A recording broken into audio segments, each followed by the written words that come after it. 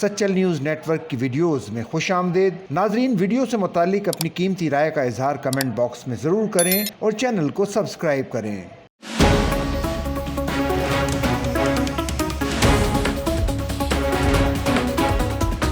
کوٹ D G میں بجلی بحران کے حل کے لیے پاکستان پیپلز پارٹی کی جانب سے اہم اقدام کیا گیا۔ پارلیمانی سیکریٹری محکمہ خوراک اور رکن سندھ اسمبلی بیرسٹر حالار منظور وسان نے وسان ہاؤس کوٹ ڈی جی میں مستحقین میں سولر پینل تقسیم کیے۔ اس موقع پر سولر سسٹم حاصل کرنے والے مستحق گھرانوں کے سربراہان نے اپنی خوشی کا اظہار کرتے ہوئے سندھ حکومت کا شکریہ ادا کیا اور حکومت سندھ کی کاوشوں کو سراہا۔ بیرسٹر حالار وسان کا کہنا تھا کہ بجلی کی طویل لوڈ شیڈنگ سے کوٹ ڈی جی کے عوام کی زندگی بہت متاثر ہو رہی تھی اور سولر پینل کی فراہمی سے ان کی مشکلات میں کمی آئے گی۔ بیرسٹر حالار وسان کا مزید کہنا تھا کہ پاکستان پیپلز پارٹی کے چیئرمین بلاول بھٹو زرداری کے مفت بجلی فراہم کرنے کے وعدے کو پورا کرنے کے لیے سندھ حکومت سولر انرجی کے ذریعے عوام کو بجلی فراہم کرنے پر تیزی سے کام کرنے اور صاف توانائی کے استعمال کو فروغ دینے کی جانب ایک اہم قدم ہے۔ اس اقدام سے نہ صرف بجلی کا بحران کم ہوگا بلکہ ماحولیاتی آلودگی میں بھی کمی آئے گی۔